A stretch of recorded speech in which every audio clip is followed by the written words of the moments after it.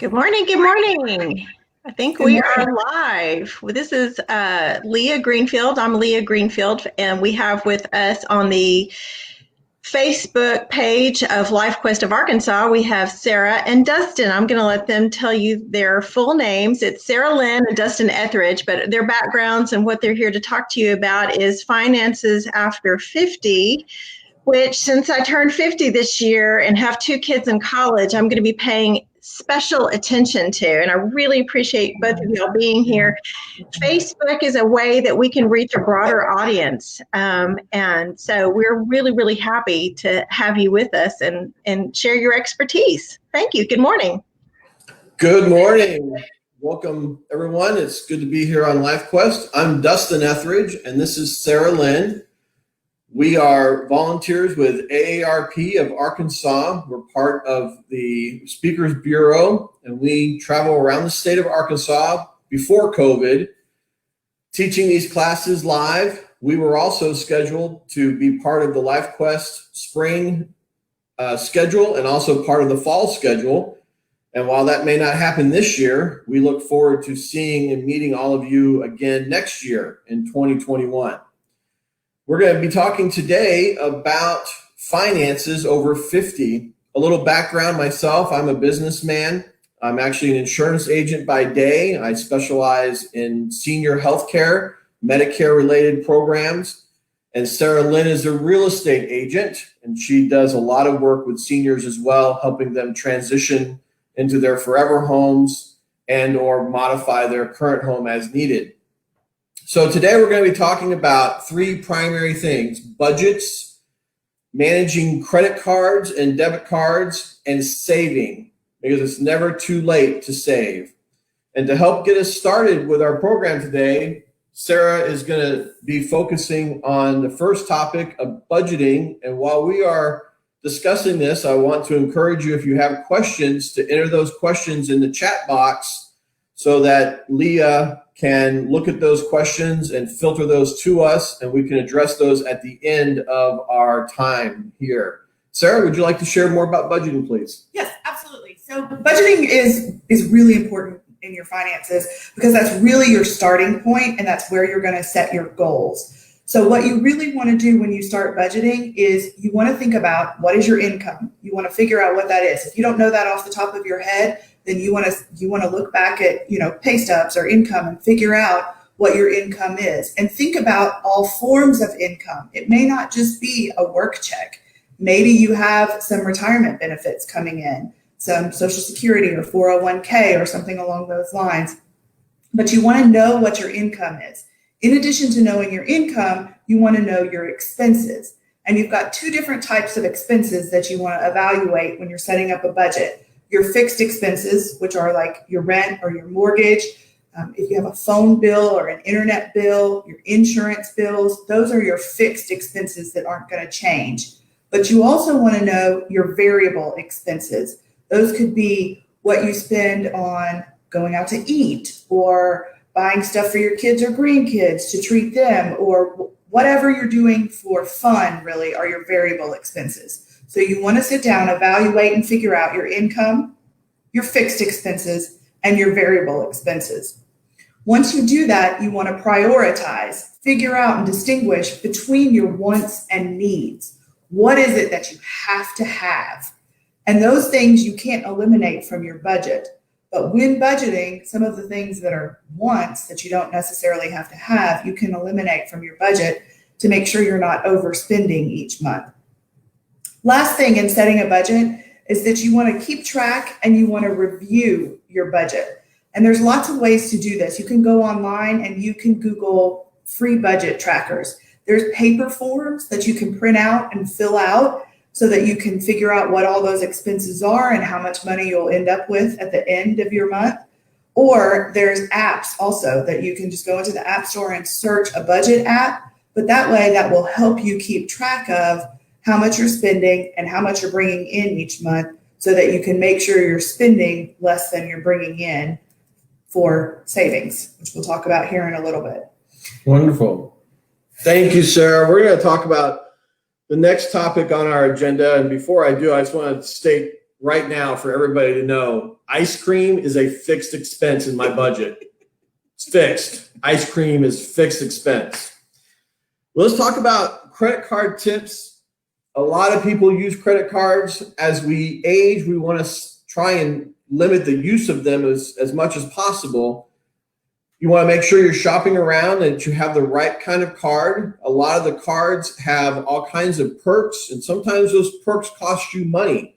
They can cost you money in annual fees. They can also cost you money in higher rates.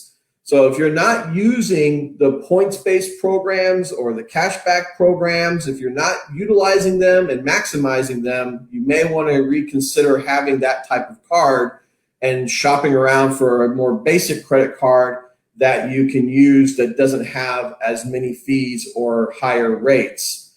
You definitely want to be checking that as well. You want to know what your balance is, and you want to know what your cost of carrying a balance is. Now, the goal is not to carry a balance. That's the goal. But if you did have to carry a balance, what would happen? And you also want to be open to incentives. Your local bank, your local credit union love to provide those types of services, and they may give you an incentive to do that. Now, here's some things I want to encourage you to consider not doing with your credit cards. Try not to carry a balance month to month. You really want to make sure that that credit card is used primarily for emergencies or for more secure purchases. You want to make sure that you pay those bills on time, if not early, because when you pay them late, that's when your credit report gets dinged the hardest. And you want to try and avoid using credit cards for small purchases. AARP recommends less than $10. Others recommend less, a higher amount than that. But if you just try to avoid using your credit card when you're going to the grocery store to buy a few things, you want to try and use your credit card for larger purchases. And you want to make sure that you're not paying extra for things that you don't need or don't want as far as services are concerned. Now, one of the things you can do to help reduce the use of credit cards is you can go to a reloadable prepaid debit card. Now, the nice thing about these is that they are a little more secure because there's a limited amount of money on them. It's a great way that a lot of people use for budgeting. It helps with budgeting purposes. And I also want to encourage you to be careful where you use your primary debit card. Now, if you've ever noticed that your credit cards have lots of security features that debit cards oftentimes don't have. And think about it this way, and this is part of a security program we offer as well. The credit card companies, if someone steals your card and they take your credit card and they charge it, that's the credit card company's problem, not your problem. If they take your debit card and they use it to purchase things, that's your problem, not your bank's problem. Now, oftentimes your bank will be happy to help you and resolve those issues and reverse those charges. But how many other charges or checks bounced because someone stole your debit card and used it? So be careful where you use your debit card. And if you're going to be using a debit card, consider a prepaid reloadable debit card that you can pick up at Walmart or Kroger or most any retailer has those cards. Sarah, what do you have next? Next, we're going to talk about cost cutting equals savings. So if you're trying to build some savings or if you're trying to reduce your debt, the best way to do that is to cut costs. And there's a couple of different ways that you can cut costs in order to increase your savings. I don't know, a lot of people are familiar with Dave Ramsey. He's kind of the guru of finances. I think he's got a bunch of great ideas that he shares. But he has a website where he talks about a couple of different ways to cut costs. And one of those things is dining out. If you think about dining out, there's different places you can go to dine out. There's fast food, you could go to McDonald's, or there's like fast casual food like a Chipotle, or there's, more fine dining, think dress code. But if you just go to Chipotle, a family of four is going to spend almost $40, if not $50, just at Chipotle. So think about where can you go that would reduce those costs. You could order pizza from Little Caesars, and that would be like $10. So, or you could cook at home, and that would be even cheaper. So think about dining out options. How can you save money on dining out? Another thing that I know a lot of people talk about is coffee. If you go for that daily coffee and that coffee costs you $5 a day, that's $25 a week. That's $100 a month. Consider brewing coffee at home or skipping that coffee even once a week. If you skip that coffee, that saves you $20 a month. Another thing that is kind of like a sneak attack is road trips. If you go on road trips, every time you stop at the gas station to refill your gas tank, you're refilling your snack bag also, and you're spending $10, $15, $20 buying snacks at the gas station. That really adds up and can really cut into what you're trying to save. So either don't buy snacks or bring snacks from home so that you're not spending overpriced or paying overpriced prices at gas stations. So think about that next time you take a road trip to go see somebody or grandkids or kids next time you do that. Something else to think about to cut costs and to save a little bit of money is skipping a month. So if you think about if you pay each month to have your nails done, let's say you do your nails yourself 1 month and you skip that 1 month. You might have saved yourself $30, $40 there. Maybe you get your nails done every other month and you do them yourself every other month. Or if you take your clothes to the dry cleaners, consider wearing that outfit 1 or 2 more times before you take your clothes to the dry cleaners. Those minor changes can really add up, and it'll be noticeable after a month or after 6 months or at the end of a year. Think about how much you could save if you're wearing an outfit once more before taking it to the dry cleaners. So there's small ways that you can cut costs to increase your savings. Very good. Thank you, Sarah. That's great. And by the way, when it comes to dining out, one of the things that I've done in the last couple of years is when I do stop at a fast food restaurant, which does happen because I'm on the road a lot, I buy a kid's meal. Not only does it save me money, but it also saves me calories. And it's just enough to take care of my hunger needs at that moment. Thank you for sharing those tips, Sarah. So 2 more things we want to talk about avoiding when you think about money and managing your money as you get past the age of 50 and you're thinking about retirement, and that is tapping into your Social Security too early. All of us know that Social Security has raised the bar. They want you to retire later and later, and they've set the magic number at 70. I work with a lot of financial advisors, and I help a lot of financial advisors and their clients protect their assets with insurance programs. However, most people who can wait are going to see a much higher return on their Social Security if they wait. The average is about 8%. So the longer you wait to claim your Social Security, the better. Now, if you are not 100% sure about the Social Security benefits and how you can or cannot access them, I encourage you to sit down with your financial advisor and review those options, or you can call Social Security on the phone, or you can log into your Social Security account and look it up there as well. But bottom line, the longer you wait to take your Social Security, the better off you'll be in the long run. So be sure you know what that is. And that's also true of your other 401ks, any long-term retirement. The longer you can avoid taking money out, the longer it grows and the more you'll have down the road. The reality is, most of you watching this video right now are going to see your 70th and 80th birthdays. Many of you will see your 90th birthdays. Our generation, I'm 50 something, Sarah's 40 something, we'll more than likely see triple digit birthdays. So we have to plan not only on our retirements growing, but also saving that money. Sarah? So those are all our tips and tricks for today. So we want to talk about getting started. So if you're wanting to start a budget, a smart person once said, the secret of getting ahead is getting started.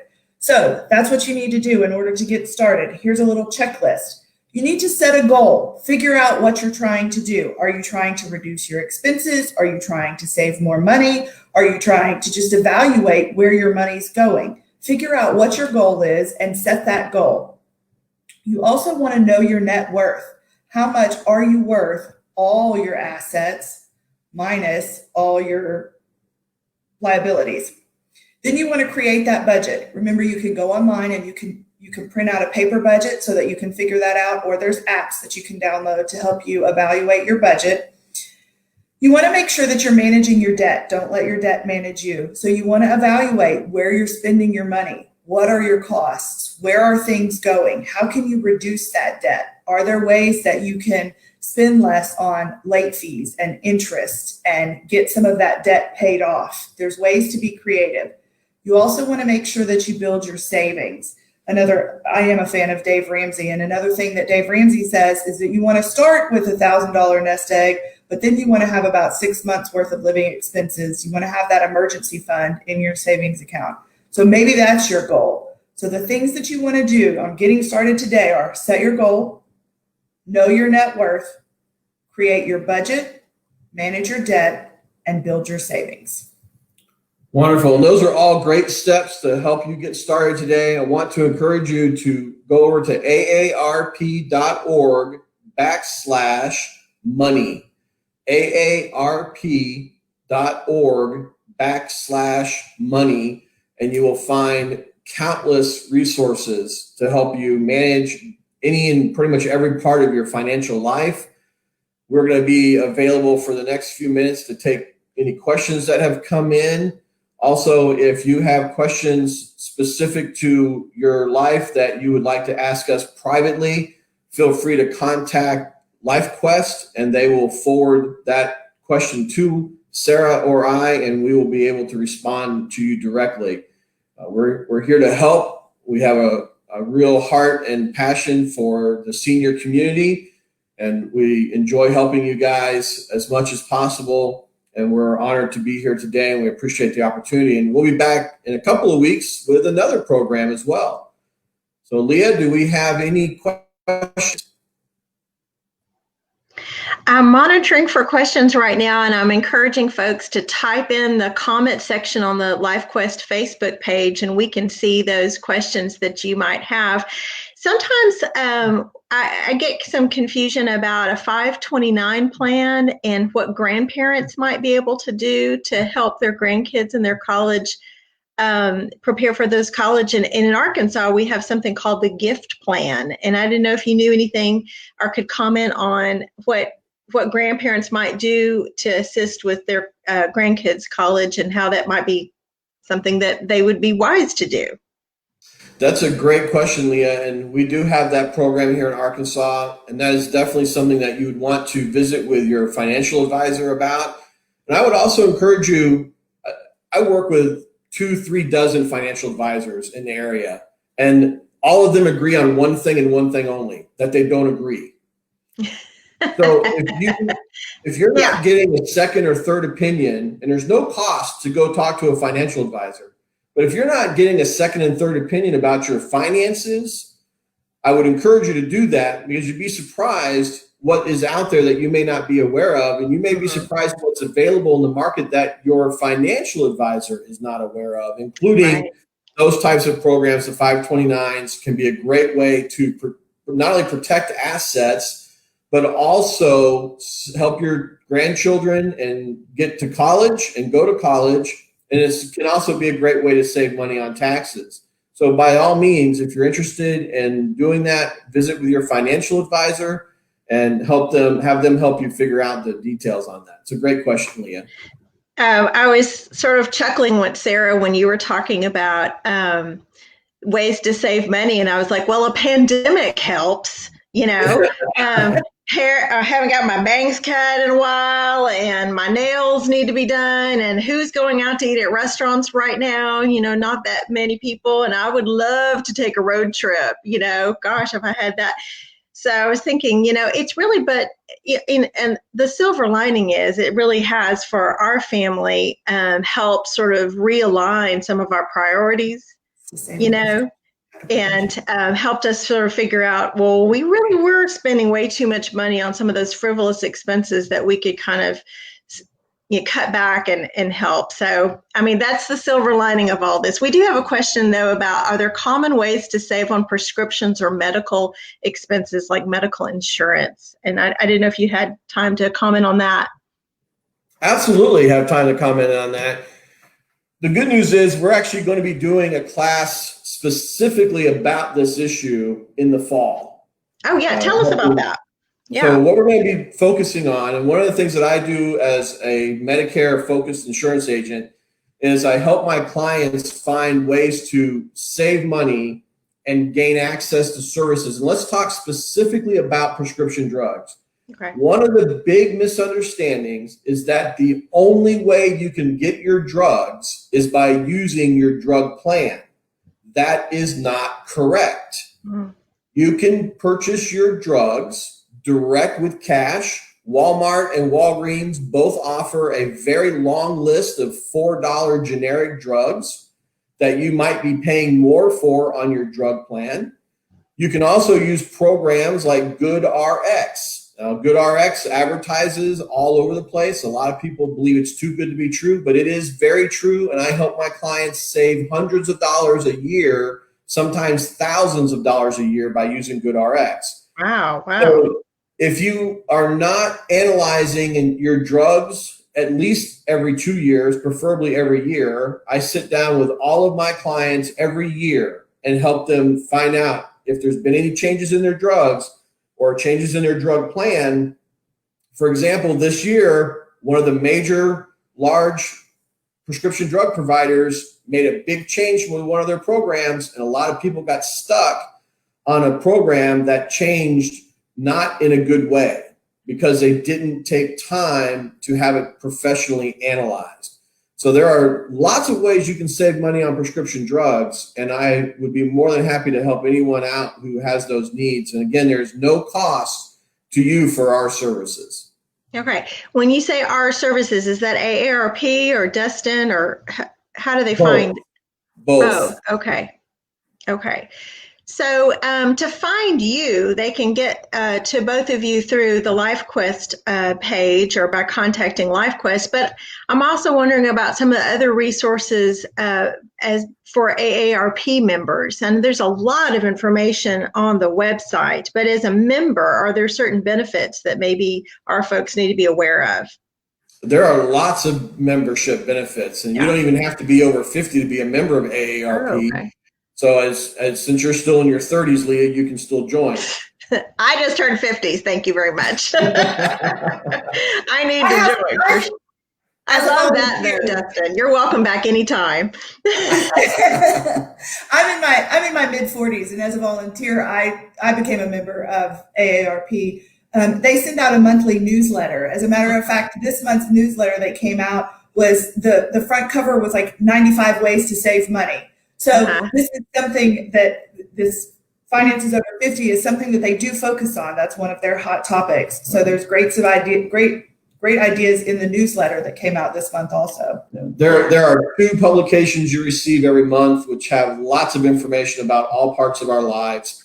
They have an incredible website. We have an incredible local organization. Arkansas AARP is a very strong organization. They do so many things behind the scenes that most people never know about, but it impacts your life on a daily basis. So being a member of AARP is really affordable. It's about $1 a month, and the benefits far exceed the cost. And you're also helping to empower a very strong voice for legislative changes here in Arkansas and at the national level. So I would highly encourage you to join. They're doing so much more than I even realized they're doing. And I've been in some of their national and now statewide meetings, and I've always been amazed at what is being accomplished by this organization. And most of it's being accomplished by volunteers. Yeah, so and both of you are volunteers. That's amazing. Very strong. We're very impressed with the AARP, and they're a partner with LifeQuest, and I should have started off by saying that as a sponsor, as one of our corporate sponsors. So the relationship we have with AARP is very valuable to LifeQuest. AARP has provided all kinds of information in the past about legislative issues and important topics. That one of them was tort reform. Okay, so I didn't know what that meant, and I thought, oh, I'm all for tort reform. I'm for reform, and then when I attended attended the session with about 125 LifeQuest members, I realized, oh, wait, maybe I need to rethink that. I didn't know what it meant, and it was much more relevant to me and interesting than I thought it was as well. So it's really helped educate our community, AARP and the volunteers, because they were all volunteers coming to talk to LifeQuest. What are some of the things you're thinking about? You mentioned a little bit about what you were thinking about sharing with LifeQuest members on in the fall, in our fall program. It's going to be online because we're online now, but yeah, go ahead. Well, in the fall, we're going to talk about Medicare, we're going to talk about prescription drugs, and we're going to talk about Social Security. Okay. Those are the three major topics that are on the minds of seniors. Now with COVID, a lot of people in their early 60s are now considering retirement, and they're wondering, how can we do it? How do we manage healthcare? How do we manage healthcare costs? What are our options? And there are a lot more options now than there were even a year ago, and there's a lot more options than there was 2 years ago. So we're going to be talking about a variety of those things this fall to help folks make those transitions in life and ultimately save money. It's the National Insurance Commissioners Organization figures that about half of seniors in our country are on the wrong drug plan because they got on a drug plan and they stayed on it and they never change it because we're creatures of habit. But that plan changed, and or your drugs changed, or your economics changed, and now it's time to make a change, because you're overpaying. Okay. Well, we really appreciate that. We appreciate the information that you've shared with us today, and the topics that that AARP has shared with us this spring.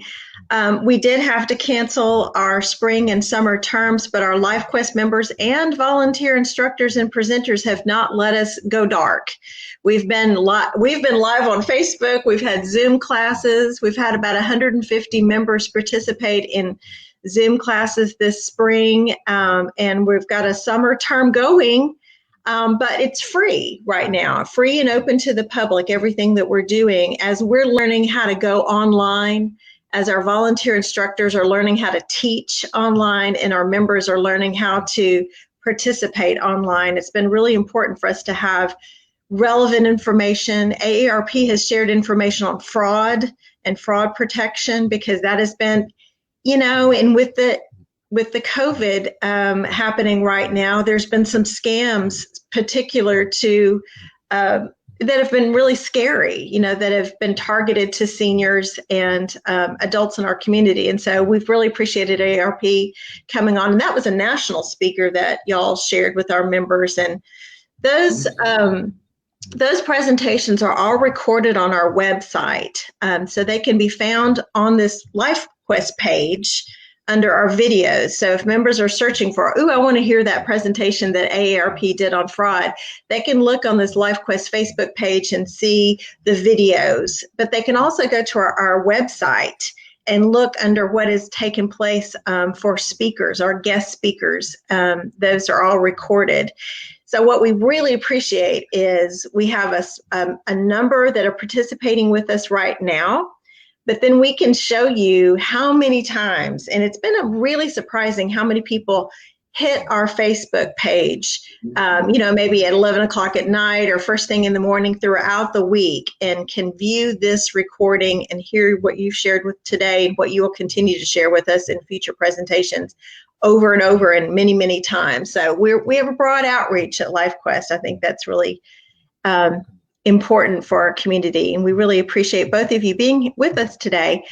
In a few moments, we're going to we'll wrap up with you too. Thank you for your time, and we will really look forward to hearing from Jay Barth when he joins us. He is a professor of politics at Hendrix College, professor emeritus, and has been a valuable presenter for LifeQuest on a variety of issues, from gender equality, civil rights, and politics in our state and nation. So in a few moments, we'll hear from Jay, and we'll be right back. So tune in with us in just a moment.